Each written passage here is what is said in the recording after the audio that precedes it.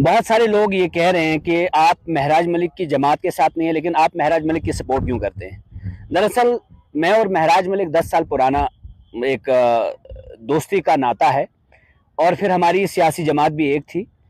और उसके बाद में कांग्रेस में मैं आया और कांग्रेस ने मुझे बहुत इज्जत दी, और कांग्रेस एक ऐसी जमात है जिस जमात के साथ मैं जुड़ गया इसलिए क्योंकि कांग्रेस इस वक्त हिंदुस्तान को जोड़ना चाहती है। और मैं राहुल गांधी के कई सारे जो मामलात उन्होंने देखे हिंदुस्तान भर में, मैं उनसे मुतासिर हुआ और मैं उस जमात में शामिल हुआ। लेकिन जो मेरे दिल की इच्छा है कि मैं लोगों की आवाज़ उठाऊं, डेली वेजर्स की आवाज़ उठाऊं, वोकेशनल ट्रेनर्स की आवाज़ उठाऊं, एसपीओज की बात करूं किसी अच्छे प्लेटफॉर्म पर, ये मेरी इच्छा है और ये मेरी इच्छा थी। और इसलिए मैंने इलेक्शन भी लड़ा। मैंने इंद्रवाल कॉन्स्टिट्यूंसी से इलेक्शन लड़ा। लोगों ने इस वक्त किसी और को मौका दिया, मुझे मौका नहीं दिया, वरना हम शायद आज दो साथ में होते और शायद हम और जबरदस्त तरीके से असेंबली में इन मुद्दों को उठाते जो महराज मलिक इस वक्त वहां पर बैठकर उठा रहे हैं। और जब वो मेरे दिल की बात करते हैं तो यकीनन मेरी हमदर्दी और मोहब्बत उसके लिए बढ़ जाती है। मैं कहता हूं कि कोई तो है जो असेंबली हॉल के अंदर गरीब की बात कर रहा है, डेली वेजर की बात कर रहा है, जॉब कार्ड होल्डर्स की बात कर रहा है, वोकेशनल ट्रेनर की बात कर रहा है, स्कूल की बात कर रहा है, एजुकेशन की बात कर रहा है। यही चीजें मुझे भी वहां पर उठानी थी, यही इश्यूज मुझे भी रेज करने थे।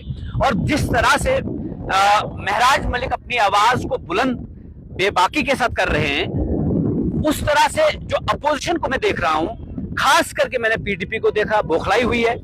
और जो कुछ दिन पहले उन्होंने कहा मुफ्ती मोहम्मद सईद साहब के बारे में, थोड़ा लहजा गलत हो सकता है, लेकिन आपने तो सीधा ही उस पर अटैक करना शुरू कर दिया कि आपकी हैसियत क्या है भाई। क्या अगर आप दूसरे की हैसियत पर बात करेंगे तो आपके लीडर की हैसियत पे भी बात करेंगे। फिर मुफ्ती मोहम्मद सईद साहब के बारे में भी बहुत कुछ बोलेंगे। फिर महबूबा जी जो कभी कहती थी कि जम्मू कश्मीर की जो समस्याओं का समाधान अगर किसी के पास है वो मोदी जी के पास है, फिर उस पर भी तनकीद होगी। फिर मियादा बड़ा रखना चाहिए, दिल बड़ा रखना चाहिए, have a heart to listen. और महराज मलिक जो बात इस वक्त कर रहा है वो जम्मू कश्मीर की बात कर रहा है। आप उसकी फॉलोइंग देख लीजिए, आप कमेंट बॉक्स में जाकर, अपने कमेंट बॉक्स में जाकर देख लीजिए, आप महबूबा जी की स्टेटमेंट्स भी देख लीजिए और महराज मलिक की भी वहां पर किसकी मतलब एप्रिशिएशन होती है और किसकी तारीफें होती हैं। महराज मलिक की आवाज को दबाना यानी जम्मू कश्मीर के नौजवान की आवाज को दबाने के बराबर होगा। और जो लोग आवाज नहीं उठा पाते हैं, जिन लोगों ने इससे पहले अपनी आइडियोलॉजी को सरेंडर किया, PDP and BJP were both coalition partners in 2014, आज वो कह रहे हैं कि भाई ये फलानी मिले हुए हैं, आप सब लोग मिले हुए हैं। लेकिन एक युवा क्या चाहता है? रोजगार। एक युवा क्या चाहता है? एक नई पीढ़ी को एक नया पैगाम देना चाहता है, एक नया लीडर। भले ही नए लीडर्स को मौका कम मिला, लेकिन जिसको मिला, अगर महराज को मौका मिला, he will strike hard, he will speak for the people, जो चाहते हैं कि उनके लिए आवाज उठाई जाए। आज डेली वेजर्स के बारे में सब बात करेंगे। BJP was in power for 10 years, even today BJP is in power। LG तो उनका है, लेकिन उन्होंने दिल्ली से कोई स्पेशल ग्रांट्स नहीं लाई इनके लिए। उसके बाद अगर बात करें नेशनल कॉन्फ्रेंस की, उन्होंने दे प्रॉमिस्ड कि वो डेली वेजेस को पक्का करेंगे, अभी तक नहीं कर रहे हैं।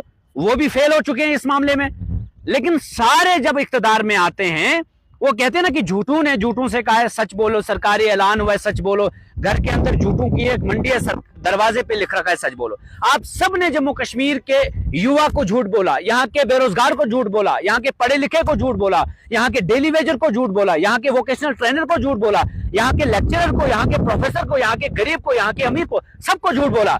अब महराज मलिक अपनी आवाज बेबाकी से उठा रहे हैं और कुछ लोग आ रहे हैं कि अटैक करने की कोशिश कर रहे हैं। और I am so sorry to say, वो जो रंधावा साहब हैं किस तरह की भाषा का इस्तेमाल कर रहे हैं। और कल मैंने रहीम रतर साहब का देखा, वो स्पीकर हैं और वो कह रहे हैं बकने दो इसे।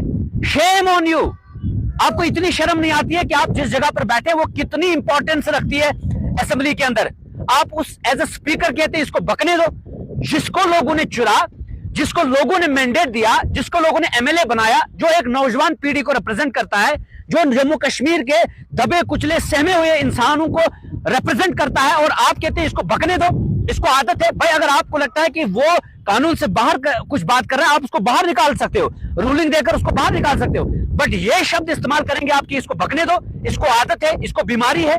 रहीम रातर साहब, आपको बीमारी हो सकती है, जहनी तौर पे आप बीमार हो सकते हैं, क्योंकि आप एज में भी आप थोड़े बढ़ चुके हैं ना। लेकिन नौजवान को हमेशा आप इसी तरह दबाते हैं, कभी उसको बोलते हैं, कभी कोई तोहमत लगाते हैं, हजार इल्जामात आप उनके ऊपर लगाएं। लेकिन महराज मलिक इस वक्त बेबाकी के साथ जो जम्मू कश्मीर की जनता की बात कर रहे हैं, इसलिए जनता उनको पसंद करती है। आप करने लग जाएं। रंधावा साहब, अफसोस मुझे इस बात का होता है कि आपने मजहब का ठेका क्यों लेकर रखा है। भाई हम हिंदू और मुसलमान यहां एक साथ रहना चाहते, तुम क्यों नहीं रहने देना चाहते हो हमें? आप कौन होते हैं डोगरों के सबसे बड़े मसीहा बनने वाले? वहां पर अगर डोगरों के मसीहा आप होते तो आप उनके रोजगार की बात करते, शराब की दुकानें बंद करवाते। आप छुप छुप के नेशनल कॉन्फ्रेंस के और पीडीपी के लोगों के साथ नहीं मिलते। वहां के साथ तो सब कुछ मिलते हैं, क्रशर लगाते हैं, अपना कारोबार चलाते हैं। जम्मू को अगर तबाह करने वाला कोई है तो तुम लोग हो। और आज महराज मलिक के आने से वहां आपको मिर्ची लगती है। हर नौजवान से आपको आपत्ति है। क्यों? क्योंकि आपको लगता है कि आपकी कुर्सी ये छीन लेंगे। हम आपकी कुर्सी छीनने के लिए नहीं आए, हम जम्मू कश्मीर के इंसाफ की लड़ाई लड़ने आए। बोलने दो नौजवान को, असेंबली में भी नहीं बोलने दोगे, सड़क पर भी नहीं बोलने दोगे, किसी भी जगह पर आप हमें आवाज नहीं उठाने दोगे, फिर हम कहां जाएं? हम लड़ना चाहते हैं, हम आगे बढ़ना चाहते हैं। और मैं समझता हूं कि जिस तरह का माहौल आप तैयार करना चाहते हैं, हम बिल्कुल भी बर्दाश्त नहीं करेंगे। And whole Jammu Kashmir stands with Mehraj Malik, Hindu Muslim together stands with Mehraj Malik, youth of Jammu and Kashmir stands with Mehraj Malik. आप जितने हमले करो, याद रखना, जितना दबाने की कोशिश करोगे उतना हम उभर कर आएंगे। और याद रखना, जम्मू हम सब का है। वहां के नई पीढ़ी की लीडरशिप आगे आनी चाहिए। आप मोदी जी के नाम पर कब तक वोट लोगे और जीतोगे? नया कोई आए चेहरा, नए लोग आए सियासत में और वो सियासत को संभालें, सियासी बागडोर संभालें, ताकि जम्मू का भविष्य बेहतर हो। आज जम्मू में सिर्फ ठेकेदारी चल रही है, माफिया चल रहा है, वहां पर शराब चल रही है, मिलिटेंसी चल रही है, गोला बारूद वहां पर चल रहा है। जीवन में पिछले मतलब महीने एक अटैक हुआ, एक नौजवान को मारा गया, उसकी बात करें। उसकी बात नहीं कर रहे हैं, लेकिन किसकी बात करें? किसके मुखालिफ खड़े हो रहे हैं? महराज मलिक। क्यों? क्योंकि वो जम्मू में जम्मू की बात कर रहा है, वो असेंबली में वो बात करे जो असेंबली में की जानी चाहिए, और इसीलिए उसको दबाने की कोशिश की जा रही है। और ये जो पीडीपी के लोग हैं, अफसोस मुझे इस बात का होता है कि they should feel ashamed to say कि यार ये बीजेपी के से, वो बीजेपी से, you are actually the part of that party, we are not the part of that party, we have never been the part of that party, you have been the coalition partner of Bharatiya Janata Party. You have looted Jammu and Kashmir. You have dragged us to the ground. You have snatched us every right. It is because of you that abrogation of Article 370 has taken place. It is because of you that people of Jammu and Kashmir are being dragged, they are being jailed, and they are being targeted. It is because of you. If PSA was brought by National Conference, you should have removed that, but you didn't remove because तुम सब मिलकर अपना कारोबार, अपना धंधा चलाते हो। और जब कोई नौजवान आवाज उठाता है, आप उस मिलकर एक माफिया, एक नेक्सस बनकर आ जाते हो और उनकी आवाजों को दबाने की कोशिश करते हो। ये बिल्कुल भी नहीं चलेगा और ये बर्दाश्त भी नहीं होगा। और जम्मू कश्मीर का जो आम नागरिक है, चाहे वो कोई भी, किसी भी मजहब से, किसी भी जात पात से, किसी भी रीजन से ताल्लुक रखता है, ही नोज कि आप झूठे हो, मक्कार हो।